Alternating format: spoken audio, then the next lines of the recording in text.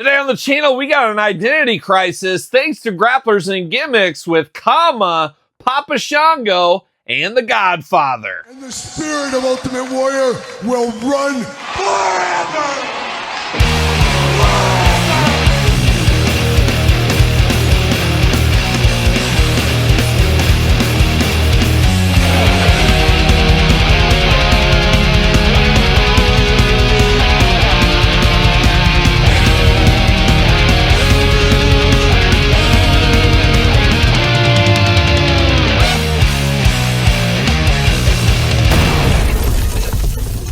Welcome everyone, Kyle here, and welcome back to the channel for another Grapplers and Gimmicks unboxing and review. And today we got a Charles Wright triple play with The Godfather and Papa Shango. But for all your Grapplers and Gimmicks needs, better head over to grapplersandgimmicks.com. Check it out over there. Follow them on social media. All kinds of wrestling figures being released right now and of last couple of years and a couple of years to come, I am sure. So a lot of product from Grapplers and Gimmicks in the retro space. We know we got the Regium around the corner as well, so we'll see where that goes. But these ones, official retros from Grapplers and Gimmicks. And of course, we got a triple play of Charles Wright here today. Absolutely wild. A guy with a lot of different gimmicks over the years, I think is put it loosely. And every single one memorable. So shout out to him making that happen, of course. But of course, we're going to do this review like we do all the other reviews on the channel. We're going to take a look at the packaging. We're going to talk about it. We're going to unbox it. We're going to talk about it.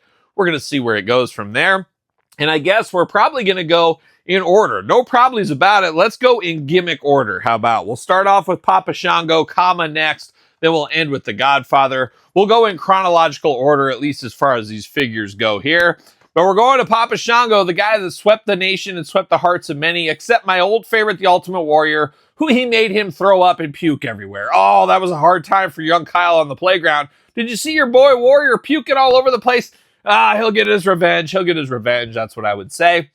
But we'll never forget Papa Shango casting spells and doing all that kind of stuff. And as a little kid, I was watching GWF on ESPN. They had a guy named Rasta the Voodoo Man around that time.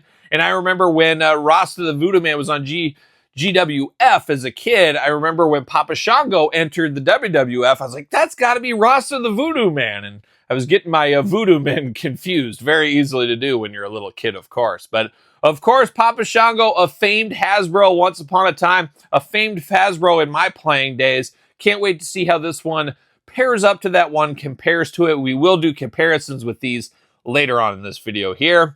But very Hasbro style packaging. We know it. We love it. We want some more of it. Grapplers and Gimmicks right there. Of course, the figure itself. Got the artwork there.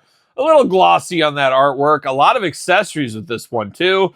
Vintage style figure with Spellbinder Slam. Papa Shango Hassel Toys. Ages 18 and up. You 17-year-olds, you can't handle this voodoo magic. That is for sure. On the back, talking Papa Shango, Godfather, and Quang. And then on the back here, the Grapplers and Gimmicks design team is dedicated to producing figures in the spirit of the ones we all know and love. We hope our mindful efforts make you feel as if the original line never ended. That's a pretty good war cry, if you ask me there. I mean, that's what he's trying to do. He's trying to carry on the legacy of the Hasbros. And I've said it before, once again, I'm a broken record. These are the most akin to a Hasbro back in the day. You know, we get Epic Toys, KWK, Zombie Sailor. Those feel like what the evolution could have been. I do like, and I do think he has found his niche here as continuing the Hasbro line. I do appreciate it, so I do like it here. Now, how hard is it going to be to get off the card on this one? No, not terrible, but not as easy as the last round. Yeah, not as easy as the last round. So Al Snow, the New Rockers, the Brainbusters, those came off the card very easy. Papa Shango, a little harder to get off the card. I'm trying to save my card back, so I don't want to destroy all the artwork, but unfortunately had to destroy a little bit here. See you later, goodbye. I guess it is what it is. It's back and forth. But the last batch came off very smooth. See you later, goodbye. But let's dive into Papa Shango, that is. Now, we do get a necklace here. We got the bone necklace. Got a little skull there. Got some bones. You got the beads, of course. Everybody loves beads. And, of course, fits right around the neck. Fits nicely. A nice tight fit around here. Obviously, you can move it side to side, but fits. It's not going to fall off. So I do appreciate that as well. Looking pretty good. Now, we do got the, I guess, what do you call it? A skull, obviously. We call that a beaded skull. And I'm not sure. I guess we got 2 Fists of Fury, so you don't have a gripping hand to hold that, but I guess you just kind of slide it around his arm. I guess that gets the point across. Don't necessarily need a gripping hand. Not going to be able to fit it around his head either, but you're just going to have to kind of rest it there, and it does work for that. Personally, I would have liked to see him hold it in there, but I guess maybe he held it like this. I guess I'd have to go back, study the videotape, of course. But I do like this, the black and white attack looking good with the skulls, of course. I want your skull like a young Glenn Danzig. And then you do got the top hat, very Papa Shango top hat-esque. How easy does this fit on? Uh-oh. It does not fit on the head very well. So, of course, we remember the last version, the Hasbro version. It stayed on. It wasn't removable. This one is not going to stay on his head, it seems to be. So I'm going to have to get some blue tack, some sticky tack, put that on there to make it stay, as that is not going to stay on its own. I guess you could rest it on his head and just be very delicately resting it there. So it will fit that, but the minute you turn it, it will fall off. But what is Papa Shango without his top hat? I don't know. He's not much without that top hat. We know that. But nice to get 3 accessories of this one coming to play around here with this one here.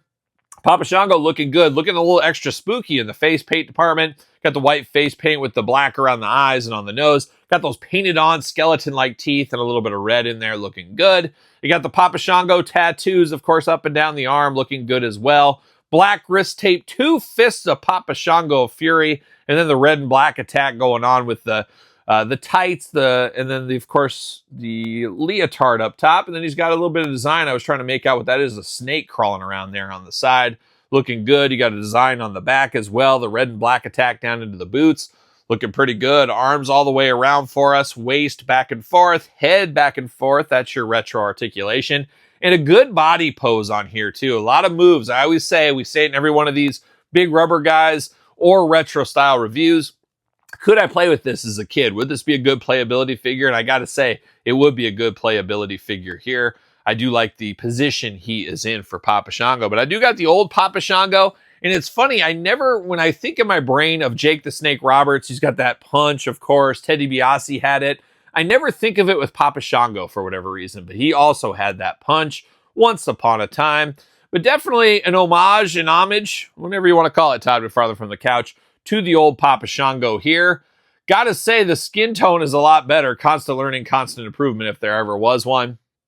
Definitely different skin tones between the two, but definitely similar, but also different at the same time. We can see, though, I guess about the same height. This one seems taller. The Hasbro seems taller because of the top hat, but if you put the top hat on, same height. Same height there. So he just feels a little bit taller. A little different go-to-market on the top hat here. But it is Papa Shango. Darker skin tone color on this one than the Hasbro, too. The Hasbro's like a caramel color where it's like a darker brownish gray over here. A little bit more spooky in the Grapplers and Gimmicks, and I prefer the spooky, I think. I personally prefer the spooky. And there we go. Papa Shango riding again right here. But now we turn our attention over to Kama. Yes, Kama. Now, he's a supreme fighting machine, as we do know. Came about when the UFC was just starting to take off. Kind of their version of a UFC fighter. Part of the $1 Million Corporation, if I'm not mistaken, at one time as well. Kind of came and went, but looked good. And then he got his chains melted. Or no, the urn got melted down to make the chains is what happened from The Undertaker. So that was probably the most memorable part of Kama for a lot of people. Grapplers and Gimmicks, you got their artwork looking like a young Charles right there, of course. Got the figure 17 and up on this one. Does say with the Kama Crush. The Kama Crush on this one here. On the back, kind of the same readout, same stuff.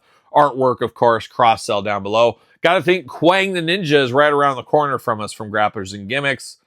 But not a bad piece of business here. Let's get Kama, the Supreme Fighting Machine, out of the package. And once again, a little harder to get out. Is what it is. Is what it is. You win some, you lose some. And then you win some and you lose some again. Trying to save as much of the artwork as I can. It is what it is. There. Oh, see you later. Goodbye. Watch out. Coming in hot. You're going to have to clean that up a little bit, but semi-clean. Semi-clean. See you later. Goodbye. We do got the chains here. Rocking the chains like a young Mr. T. Just a little bit thicker. Just a little bit thicker, but we do get the accessory. Always fun to get some accessories with these figures. And now we get Kama out of the package. Looking bad. Looking like a bad dude for sure, especially with that hairdo. Wild hairdo. I should try to mimic this hairdo here in 2025. I think I'd look good with that. looking crazy. Always thought he looked kind of like a bodybuilder or something, just because of that white t-shirt, the tight white t-shirt with the singlet over the top. Always made him feel like one of those guys that's taking his bodybuilding very seriously at the gym back in the day. He has that feel to him, of course, being the Supreme Fighting Machine and all. Got taped fist, of course. You're a fight machine. You better have them fists taped up, of course. Black shoes, boots down here, a little bit of red in the socks. Got the black knee pads going on. Little white racing stripe off to the side. Of course, those tattoos poking through. Watch out for those, of course. And of course, arms all the way around. Nice tight joints on these. Waist articulation, head back and forth. That's your articulation, of course. Hassel Toy 2025, made in China. Looking pretty darn good right here for Kama. And then just in case he gets confused at laundry day, it does say Kama right there on the singlet in the front. But looking bad. He's got that bad, mad face on him there. Like a young B.A. Baracus, you could almost say. He's got a little of that going on. Put the chains on him. He's ready to go. He's ready to take on all comers. There's no doubt. No doubt. I'm not sure if it matters which way the chain goes. Maybe it does. Maybe it's the thin up top. I don't know if it's thin up top or thick up top. Oh, yeah, that looks a little bit better. So there you go. There it is. Kama, the Supreme Fighting Machine right here, and the evolution of one Charles Wright. But now we're going to finish it off, and we're getting a redo here. Sometimes things don't go the way you want the first go around, and you just hope you get to redo it over. It's like Tosh.0 once upon a time, Todd McFarlane. You and I have sat on that couch and watched so many episodes of Tosh.0 back in the day, and you get a redo every once in a while. And now for Mitch at Grapplers and Gimmicks, this is his redemption story. This is his redemption song. It is The Godfather. Move over, Smoke Train. The Godfather's in the house, and we're going to compare it to the original version here in a little bit. But heads and tails better already, I can tell you that. And Mitch has to be smiling. He wish he got it right the first time, but constant learning, constant improvement. That's business 101. Your first figure's not going to be as good as your last one. It shouldn't be, theoretically. And I think he's made some improvements with this one right here. But there it is, the old Godfather, looking only like a Godfather could look. Got the figure, Grapplers and Gimmicks, 17 and up. If you want to ride the Ho Train, you got to be 17 and up, of course. And as we know, pimping is not easy. We've found that out. I've talked to a few pimps along the way, and I said, there's a lot of stereotypes going around for you pimps out here. Now, is it easy or is it not easy? Can you please let us know? And I'm just making that up because I've actually never met a pimp. I'm not against it. I'd meet him. I'd break bread with a pimp if I needed to. Test the wares out maybe. See what my wife says. She'd probably let me. She's very generous. I don't know. But The Godfather's as close as I've ever met to a pimp. And The Godfather was very nice to me. So if all pimps are like The Godfather, we're in good shape right here. But he's got the pimpin' punch. You got to watch out for that. At least it's not a backhand. Ages 18 and up here. Playing all those pimp stereotypes, of course. Where's Huggy Bear when we need him? Back, usual stuff on the back, cross-sell, all that. QR code, always nice to be Brandon, whatever you can do it. And we do got a little bit of reuse from the last one, it looks like. We're going to dive into that here in a second. Man, oh man, can't get him out. Trying to save that artwork. Trying to save that glorious pimp artwork. Oh, we'll get there. Maybe. Man, not falling off the card on this. There we go. All right, well, we got it. Get those accessories out. Very accessory heavy here. See you later. Goodbye. And then we get the card off to the side. See you later. Goodbye. Now, we do get the hat here, of course. A fabulous hat. I would wear a hat like this around. I just got to find a feather that's orange to put at the top of the hat. Looking very nice right there. And then you got the cane. And this, I believe, is reused from the last version of The Godfather. You got to get this cane out there. I don't fault him for reusing it. I would do the same thing if I was him. So 2 accessories there, but we're not done in the accessory department. Holy cow, we're blowing it out of the water here. We do got some shades going on, and it makes a lot of sense. There's a band around the shade. Only way they're going to stay on the head. So I'm here for that. Silver with the lenses being an orange color to match the feather, of course. Looking pretty good there. And then we do got the chains here. It's got GF in here for gluten-free. Of course, we do know Charles Wright, gluten-free, doesn't touch any of that bread stuff. Or I guess it could stand for Godfather, maybe. But I'm going to go with gluten-free. Somebody fact check it. Mark Summers, get on that case. But looking good with the chains. More akin to a Mr. T than he was with Kama.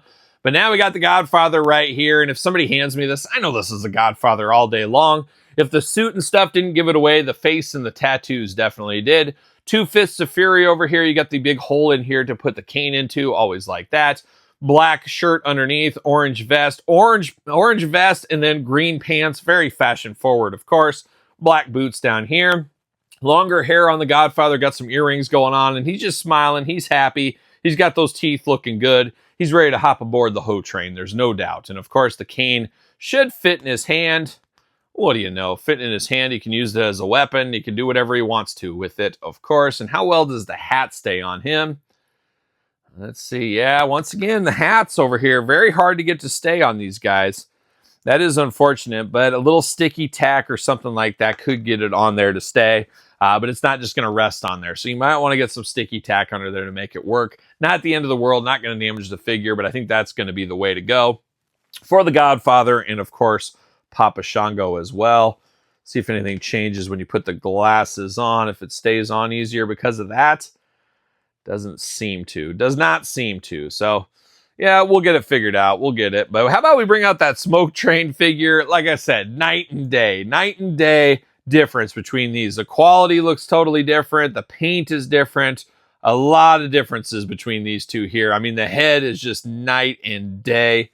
Absolutely fabulous compared to this last one here. Out of the three here, I'm going to be biased. Papa Shango is going to be my favorite very easily there. Love that Papa Shango figure. I resonated with that character probably the most of all these. Yeah, I know there's a lot of people that think I'm a pimp, and I am in my own way from time to time.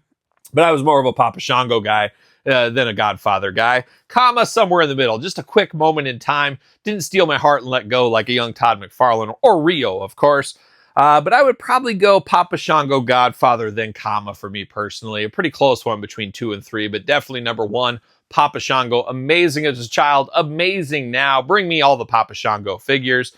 But man, if you want to look up the definition of constant learning, constant improvement, it's the difference between these two right here. I will say that. So definitely worthy of the upgrade. If you missed this one, you're not missing a whole lot. This is the one to get if you need Godfather in your collection. So not another bad round of business from Grapplers and Gimmicks over there. They keep turning and burning, keep churning the figures out. And guess what? I'm here for them. A wrestling fan, longtime wrestling fan, playing a lot of hits right here for me. But are they playing them for you? What do you think? Let me know in the comments down below. Of course, don't forget to like the video, subscribe to the channel, check out the Patreon, check out the YouTube channel memberships if you want more stuff and you want to support the channel. You guys know how it goes by now. Sir Paul64 on the X, _Kyle_Peterson on Threads, Instagram, TikTok, and of course, TheKylePetersonShow at gmail.com. That is my podcast every single Tuesday, The Kyle Peterson Show, wherever podcasts are found, with videocast now on YouTube. Check it out if you have not already, and give it a 5-star review. Why wouldn't you? And tell a friend. Yes, tell a friend that there is a Kyle Peterson Show podcast. So for another round of Grapplers and Gimmicks, I'm Kyle. See you guys all real soon. Are we gonna dance or are we gonna play? We're going to the end of the line.